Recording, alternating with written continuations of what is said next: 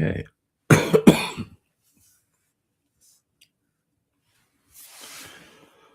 Just a little of this for a moment.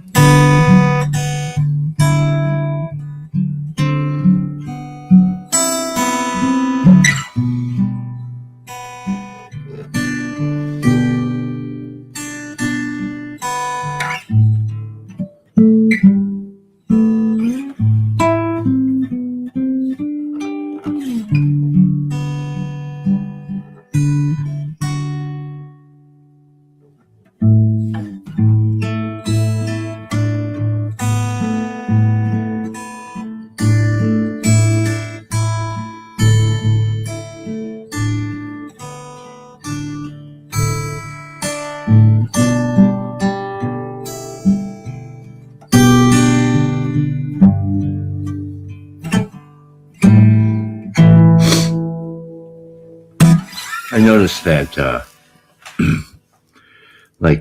we went to the park yesterday, and I took some video of Carolyn on the swing. So I like to take those videos and then I upload them, and then I send them to family. And and all I can hear in the video is me breathing. It's really annoying. And I hear it too, like when I listen back, by listening back to some of these.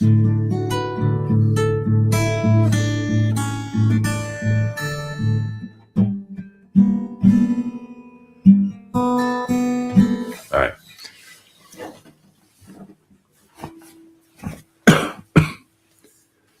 Kind of a strange topic I have on my mind.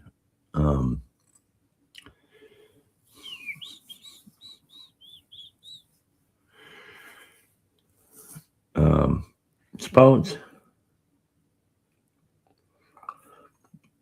so I don't have like any clips or anything, but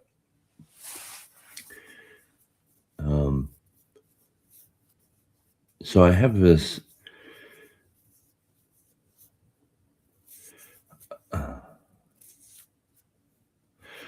I think it has to do with Sheldrake, Rupert Sheldrake.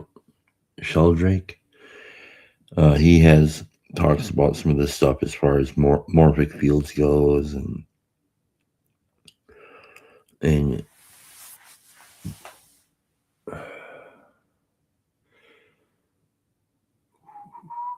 so there's this.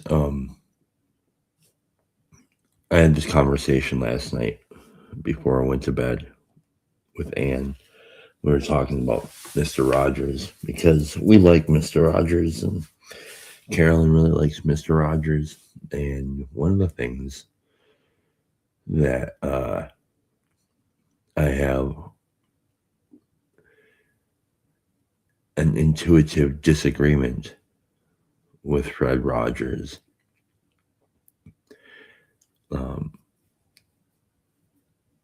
Which caused a little bit of a discussion about understanding. One of the things I have a disagreement about is, and there's this thing that he talks about, which he tries to teach the kids. And now this is complicated because I think that he's not trying to be malevolent or anything, but so this is where I noticed that he did this. So on the show, what he did was he he brought out like a clapper. So what you do is you plug it into the wall and you clap twice, and the light goes on, and then you clap twice, and the light goes off. And he was saying that it's not magic, and that his emphasis would be on magic is make believe, or which is interesting now that I think of that word, make believe.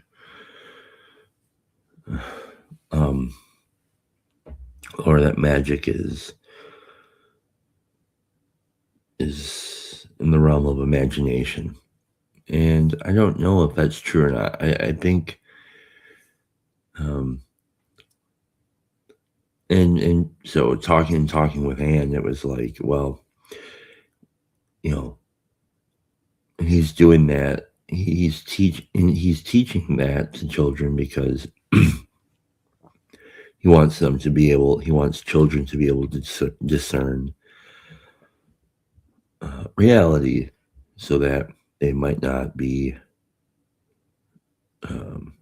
bamboozled or duped by malevolent people, or things like this, so that magic isn't real, it's imagination. And I think that is probably not true. And and she's like, dude, what are you gonna do if your daughter comes to you and talks to you about magic when she's 5? Are you gonna tell her that magic is real? And so, thinking about this, I'm thinking about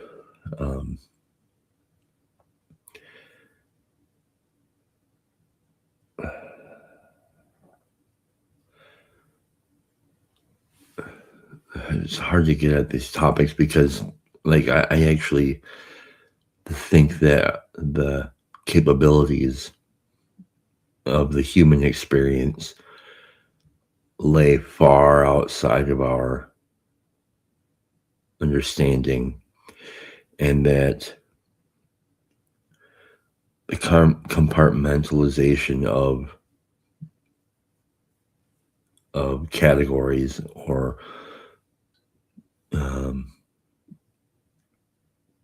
the compartmentalization of the categories of human experience is a way to manage the human experience, and it's a collective tool that somehow we've adopted. And I think that it's tricky because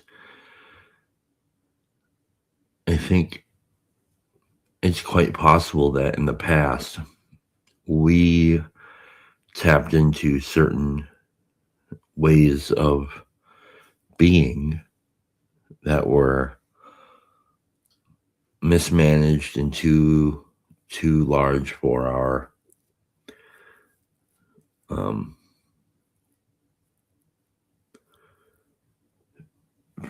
too large for responsibility, or something like this. And so I don't have any way of proving any of this, and whatever. But like, I was listening to the book They Flew by Carlos Ayer, and I bring this up a lot, but Carlos Ayer talks about these levitating saints or flying saints and bilocation, and these different things that these saints, not only saints, but he's highlighting saints that they experienced. And one of the things that he points out there is that in the time that this was happening, it was more readily accepted by the humans, by people, that that it was not only possible, but possibly that it was likely that this could happen, that people could hover or levitate or something. or bilocate. And I think of that as, and I bring in kind of like Rupert Sheldrake and the morphic fields and the ways of understanding, and I think of the collective ability to do these different things. And I don't think that we really understand this exactly, but we're always engaging in it. um, what are some other? So another point to look at is in um, in the story in the Gospels where Jesus goes back to Nazareth and he says to them, he says, "I can't do anything here because of the lack of faith here." It doesn't say that he won't do anything, but that he can't do anything there because of the lack of faith. And I think of the power of collective cognition or collective the power of that, these god-given powers of collective cognition are way, way, way outside of our scope of understanding, and that faith is involved entirely, and that we don't know how to have. Dolly, what are you doing? Dolly.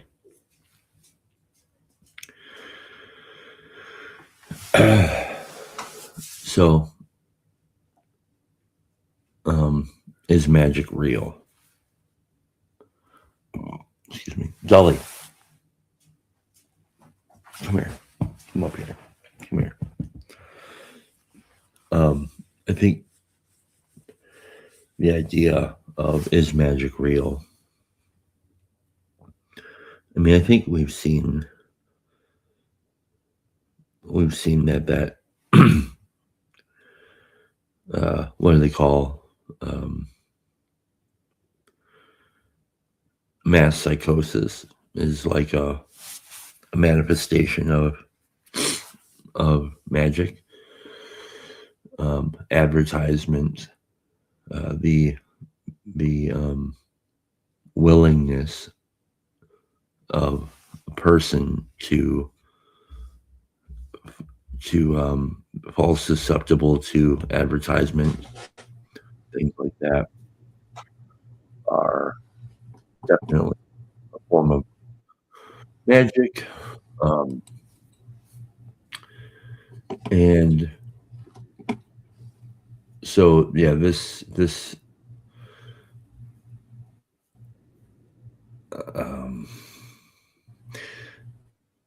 yeah, mass formation is a type of magic, and always stop it. And people, people want to categorize it, and this is like my kind of like beef with the Rogers thing, is that you cast a spell and say that magic isn't real and that it is imagination, and you do that to a whole, couple of generations of kids, and it already starts to shape their epistemological framework, and probably for the better. I don't know, but what gets lost? What's in the bathwater that gets thrown out when we do that? And is walking on water magic, or is that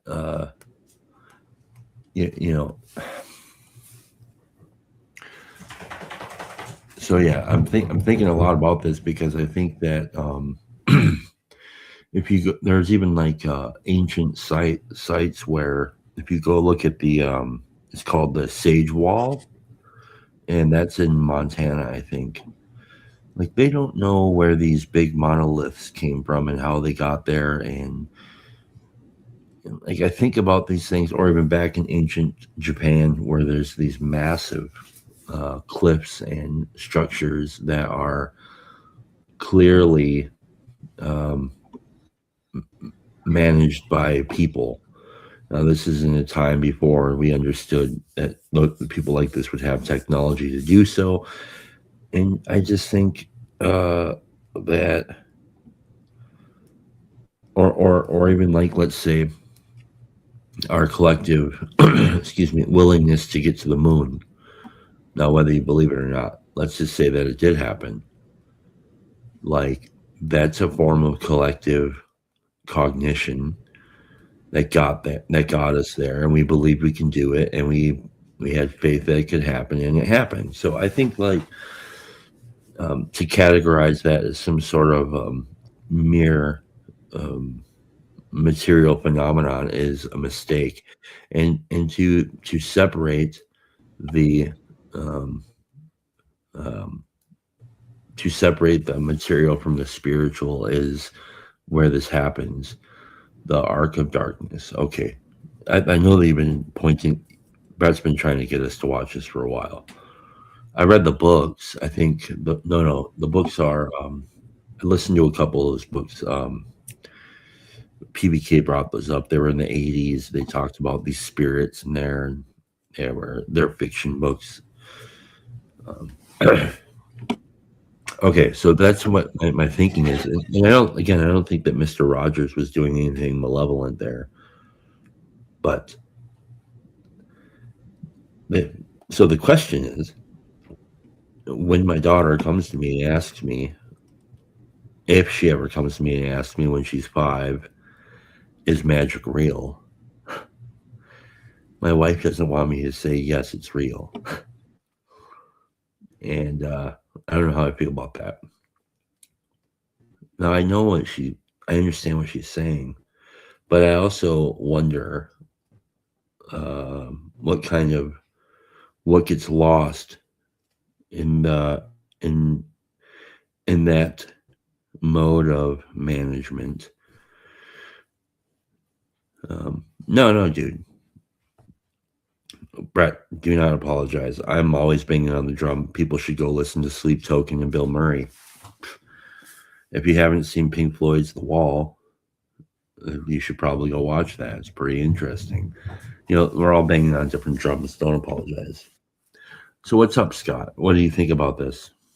And the title is, bro, you're buff. What rock have you been under? That's the buffered self, you know. And what kind of collective rock are we under?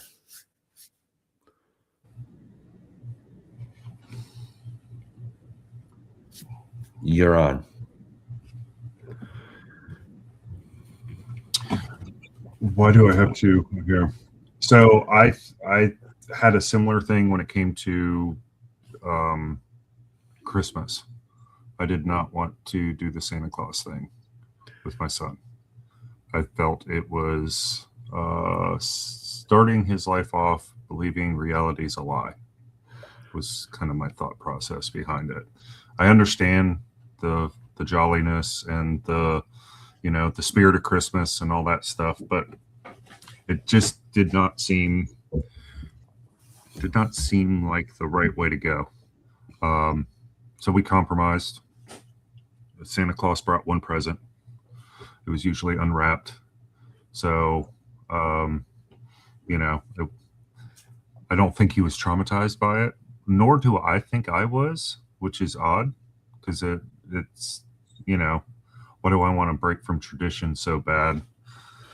Um, but I don't know if, I mean, I see your point about it being magical, but does it help that it's classified differently as a miracle as opposed to magic?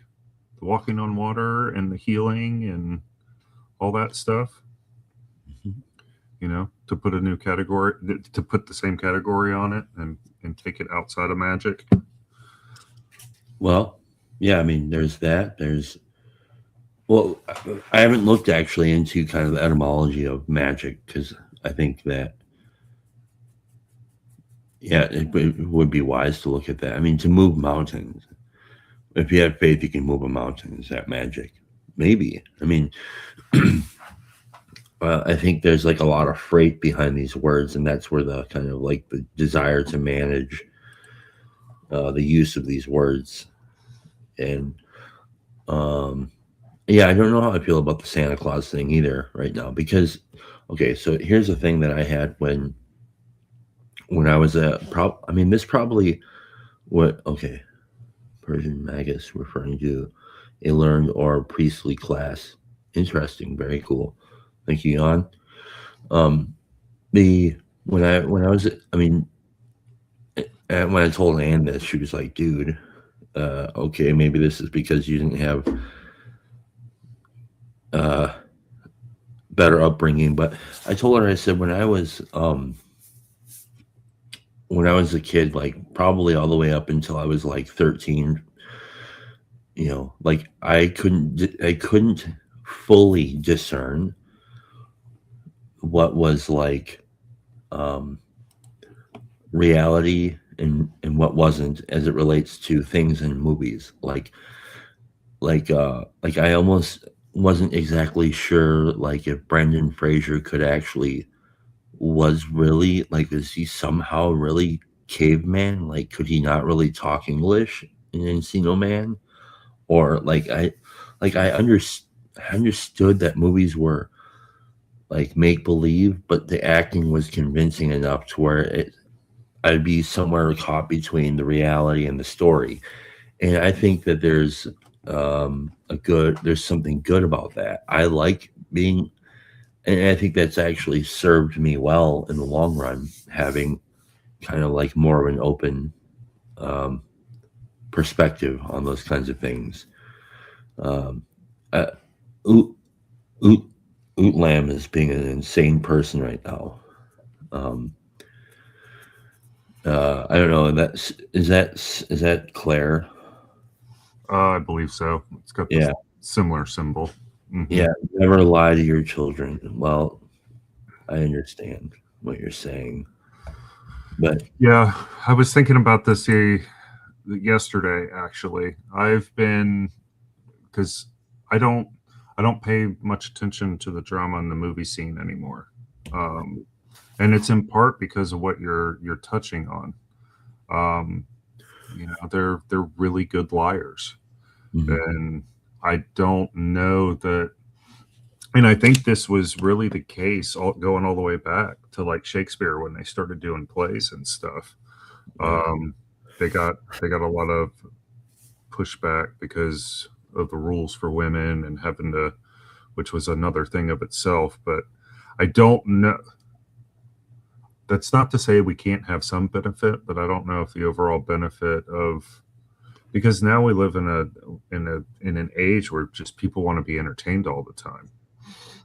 mhm, I do think it also plays into this idea of trust, because that's been co-opted by, that lying and having like a public face and a private face, right? yeah, In politics, that's just more acting. When they're in front of the camera or out in public, they pretend to be something they're not. yeah, yeah, Um, yeah. so that would be me. Yeah. Claire, I don't want to get into a big, like, drawn out, ridiculous discussion about this. I'm not interested Then in why like did you let me on? because I'm Pick trying me to be now. kind, and you're like trying to get I me to don't need do you it. to be kind, Chad. I don't need you. Good, then go away. Banned from studio. Bye bye. And if you're wondering why I did that, it's because of this ridiculous, um, incessant hammering of your insane kind of mode of communication is absurd to me, and I don't have a lot of patience for it. And I don't give a fuck if you like it or not. So that's how I feel about it.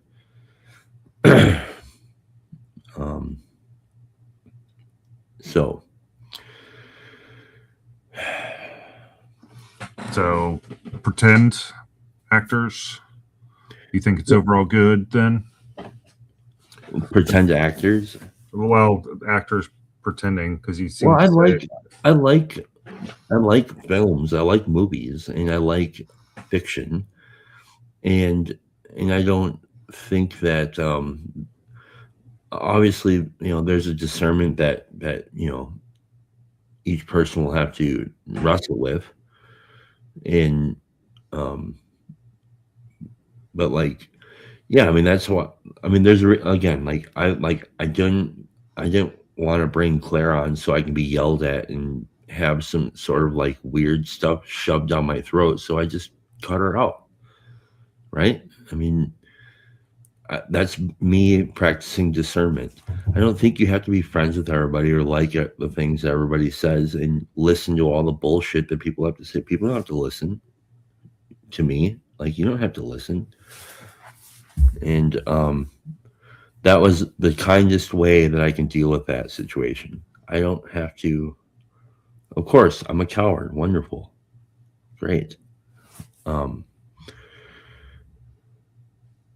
I don't think that you would actually bring anything productive to the stream. As like right now, there's like this, what should we call it? There's a distraction being played, and we can't even have a discussion because this person is Claire is a parasite of sorts who makes everything about her own little worldview. So I don't want to deal with it. I'm trying to have a different discussion. So does that make me a coward? Sure. And I wonder. so I wonder. Okay, go okay, ahead. to answer her question about lying to children, okay, I don't think that I will tell my daughter that magic isn't real because I think that maybe magic might be real.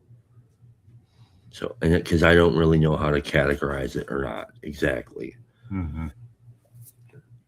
Now, to have a meaningful and productive conversation around that, I don't know. I think to assume that I can completely manage the category of magic or anything like that is lying to myself. So there is that.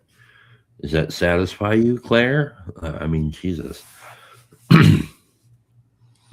So I mean, it satisfies me, yeah, and I'm sure it's going to satisfy your daughter because one of the things too is admitting when we don't know and being honest, right? yes, And I think if because I really have been cultivating the idea of like the negative space and what happens in that negative space. It's not nothing that happens there. And I think over the course of human literature, they try to go into that. I vaguely remember somebody talking about fairies and all this stuff where they, in symbolism, is an attempt to explain that negative space, right? It's or at least point to that negative space where these magical things happen, the unexplainable happens, the miracles happen, is in that space, even within ourselves. I think more and more about having these random thoughts that pop into my head, and does that come from me, or does that come from something else? yeah, Right? Because yeah. My understanding of like things like even even like some medications, like just basic over the counter medications. I haven't looked very deeply into this, but my assumption is that we don't even really know what aspirin or Tylenol actually does, if I'm not mistaken. Like yeah, that's the case for many medications, is that we don't know. Yeah. right. Yeah. Yeah. Right. So there's that, or there's like when these dudes who developed LLMs and stuff like this, and they say something like, "Yeah, we really don't know how it's doing it or what it's doing exactly." Like to me, these things kind of fall into the category of magic, maybe, and or is it? And then, so then, Anne is kind of upset with me because she's like, "You're bandying words. You're talking about the difference between mystery and." I'm like, "Yeah, I don't know. I don't know." She's like, "Yeah, because you and your internet friends are always talking about this stuff. So you weirdos are all like really like in this stuff." And I'm like, "Yeah, I know." And and then listening to PBK talking to that dude over on his channel the other day, yesterday or whatever. Like, this is the thing. Like, why do you believe what you believe? Well, it's because my parents raised me that way, or something. Is his answer, and it's like sending up the missile against the darkness or something. It's like, I know what you're asking. I know the answer that you kind of want, but even if I could give you the answer, it wouldn't be enough to really satisfy because we don't know. And so when I think of magic, or like there is a degree of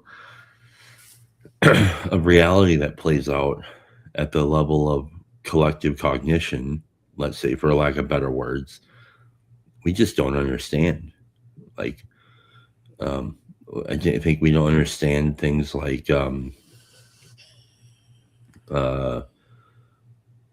I mean, like the idea of when you think, say, I know some people have had this where they think of a person and all of a sudden the person calls or something is like, but we categorize that as a coincidence. It's like, well, I don't know if that's really a coincidence or not.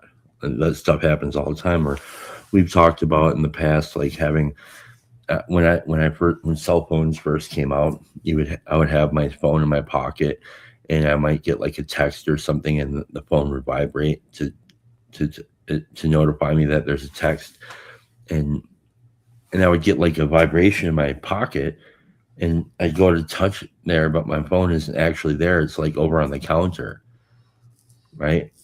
And that's like, what is that? Is that like a magic thing? And and so to grow up for a change might be something like accept lies on wholesale and just go back to sleep and accept material reality for what they say it is, and then fall under this is to grow up to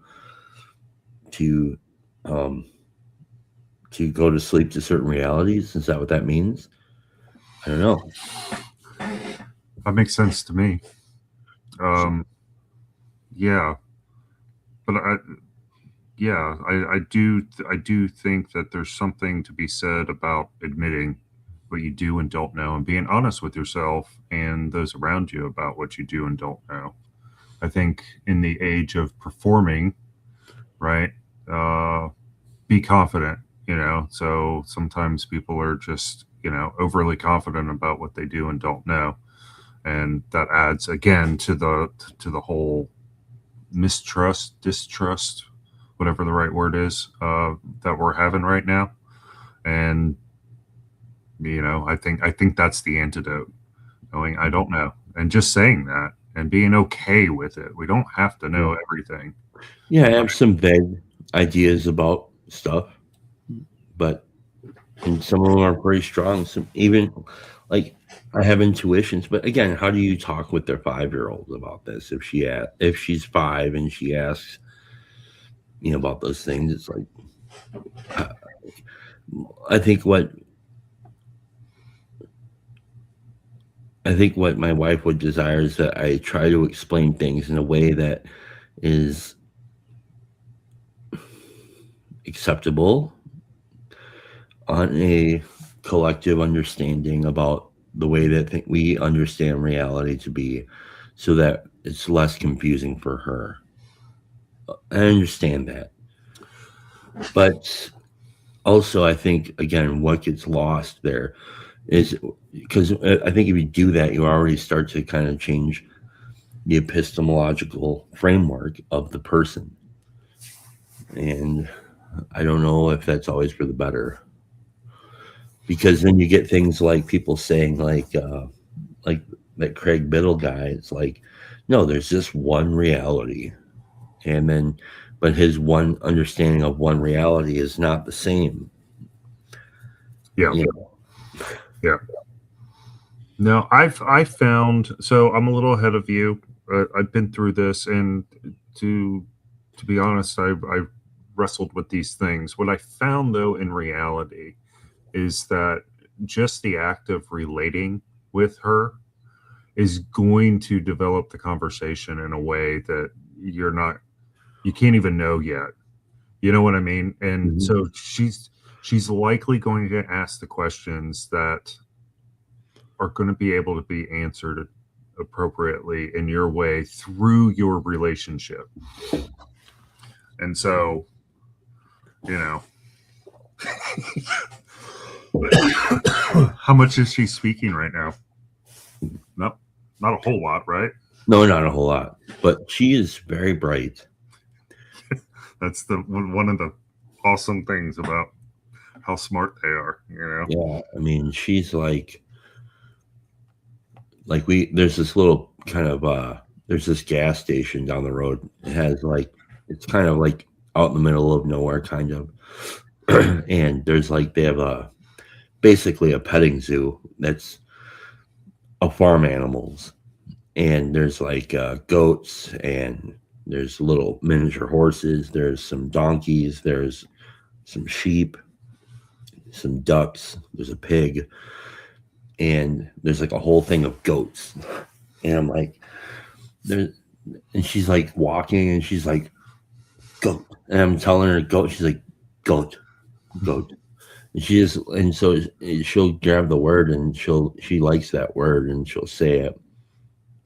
She's very aware of her surroundings, and then the sheep bleats over there, and she's like, it freaks her out a little bit, and so she is very bright. Like she's already like wanting to put on her socks and shoes. She likes to. Here's the thing: like she watches and mimics like crazy, and she's not even 15 months old, and so she's like the size of a 2-year old. She's already in 2-year old 2T clothes, Mm-hmm. and so she's she doesn't say jokes, but she tells jokes. She plays jokes often, and she's very like um she's full of wonder. That tells me you guys laugh a lot. Yeah, As definitely. a family. So she wants to be the one delivering the laughter to the room. Yeah. Yeah. And she loves music, and so that's been we haven't done much screen time, almost none. The only screen time that she gets regularly is like if somebody calls video call or something. Yeah. Excuse me. And the other part is we tried like maybe a couple of times where we would play like a Saturday night or something. We might try and experiment, see if she likes cartoons, and she'll be first amazed by the screen, but then she just loses interest pretty quickly, and she's like, whatever, I want to go do this other stuff. But excuse me, when we played Mr. Rogers, she was immediately all in on Rogers, like because there's music, there's this kind voice who's talking, and so that was interesting to see. And she'll watch a Mr. Rogers episode. So that's, but she only gets like one episode a day or something. Well, it's interesting. You kind of pointed to her mimicry, and that's kind of what talked about over the last couple of days with you about the kind of imposter syndrome thing when we're growing and moving into new spaces. Like we mimic, fake it until we make it. But that's as fundamental to us as you're watching with her develop, is that she mimics you first and then gets to the utility. And this is kind of where we go back and forth between, is it more right to go through the habits of your daily walk or to know the meaning behind them, where you got to do kind of both. Yeah. We have these little toys for the dog where you put the ball in it and then you can throw the ball. And then she loves bubbles. So she has like this wand that goes into this big long thing and pull it out and shake it and the bubbles go. I probably have one somewhere still. And what she'll do is she'll get that bubble wand and she'll put it on the ground almost like she's trying to pick up a ball and throw it like we're doing this thing where we're throwing the ball or whatever. And dude, Claire, you're insane, dude. I don't remember exactly when I found that Santa Claus wasn't real. Probably pretty early, because I was a snooper too, and so I would snoop around for the toys pretty early. So I don't know how I found out that Santa Claus wasn't real, or I don't know. I don't remember. It was a long time I ago. don't remember either. Yeah. I don't remember it being a big traumatic deal. No. I think what my takeaway on a lot of this stuff is a matter of the supremacy of story and narrative. And then, there's a lot of real and truth in stories, even ones that aren't true. And I think that's how I actually experienced life for a long time. Because if I tell her that the stories, like a story is fake, it's make believe. Well, then if somebody dies in a story, is that make believe? Do people not die? You know what I mean? And so I don't want to fuck my kid up. You know what I mean? There's already going to be plenty of opportunities for her to be running into all sorts of chaotic ideas out there. And I think being able to,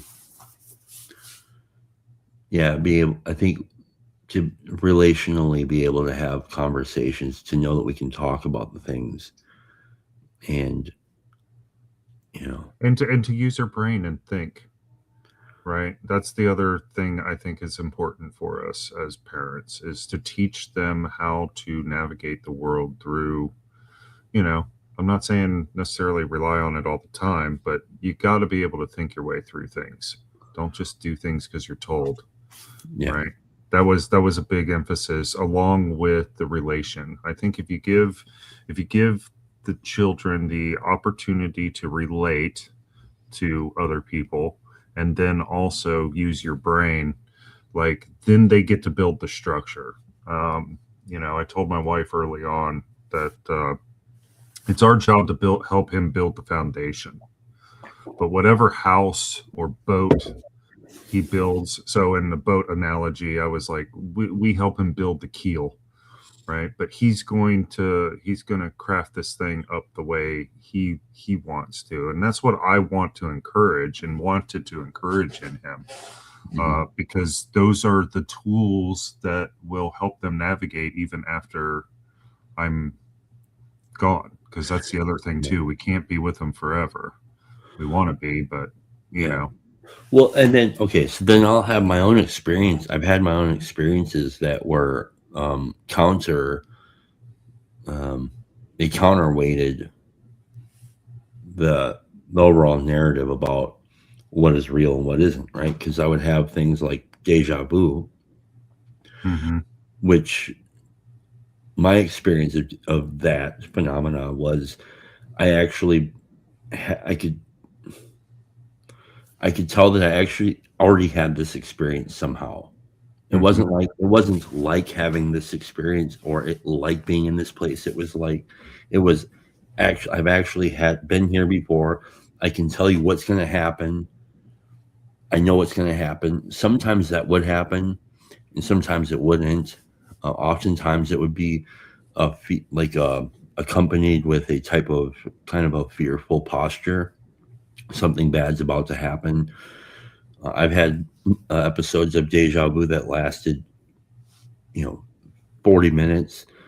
And so those things to me were in direct conflict with reality, right? With what they said reality was. So you can tell me that, Santa Claus isn't real or whatever the thing is, but my actual experience is, yeah, but there's some weird blue shit going on here that I don't know how to explain. So we could talk about what is real and what isn't real all we want, but it doesn't convince me because my actual experience of something that I cannot manage is playing out in a way that is beyond the normal narrative about reality. So, What do you do with it? Yeah.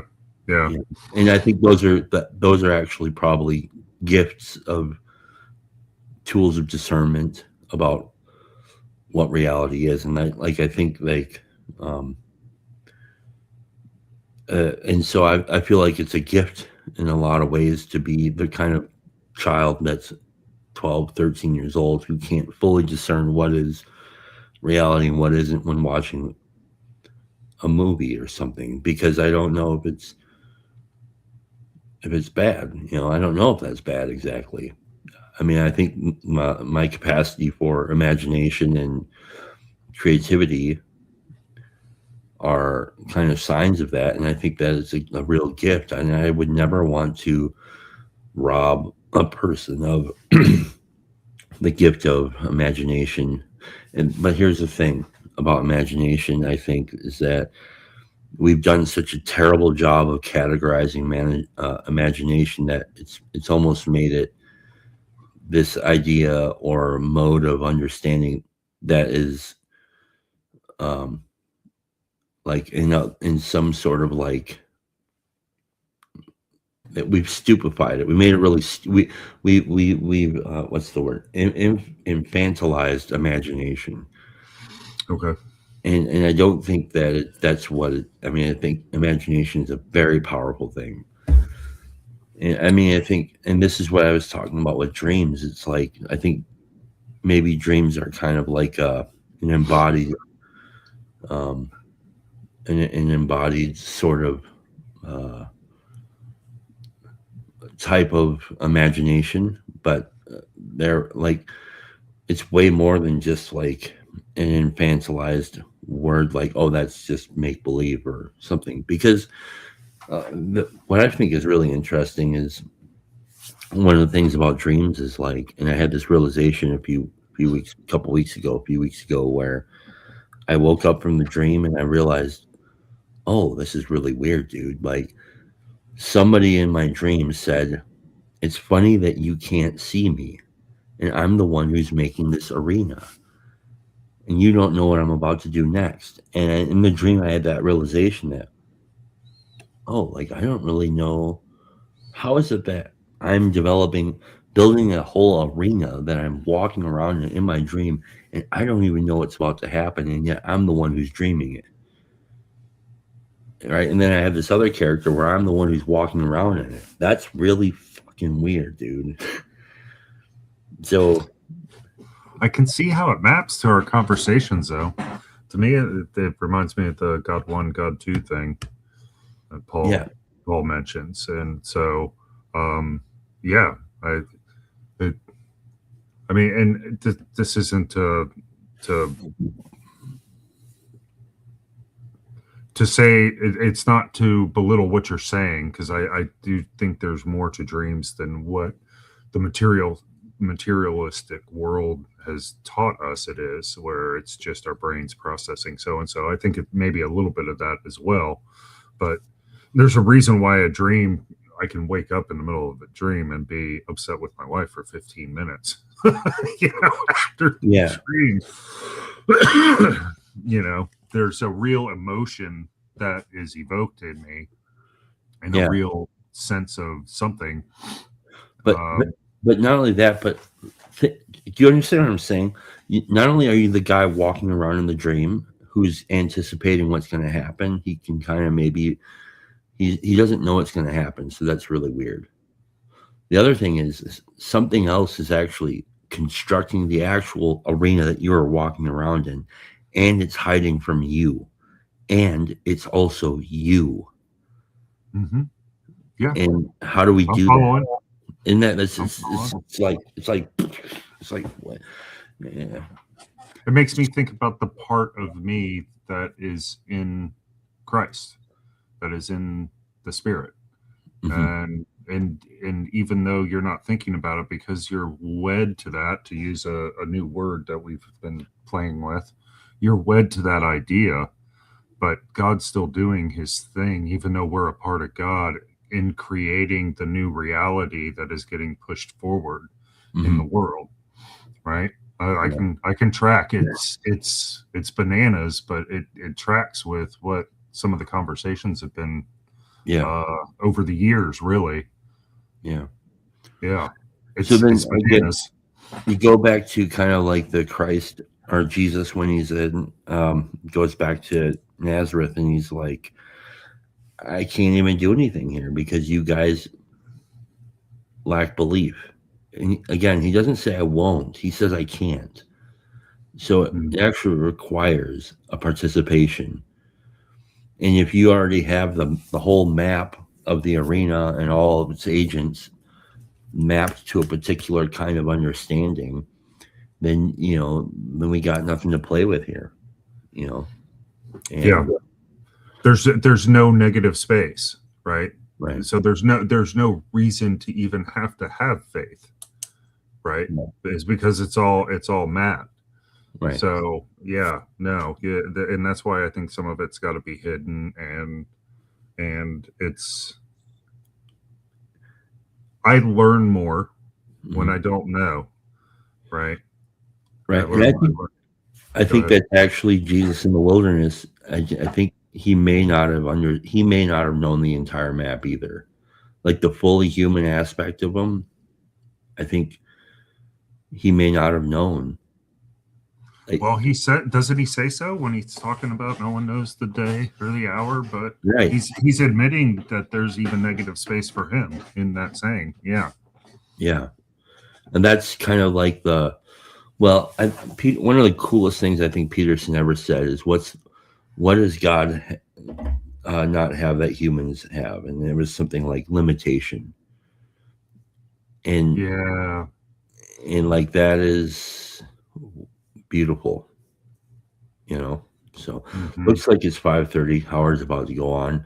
Okay. I was curious if you're going to keep running or not. No, I'm going to get off here, but all right. Thanks for coming on. Thanks for trying, Claire, but have a good day, and thanks everybody else for listening. Toodles.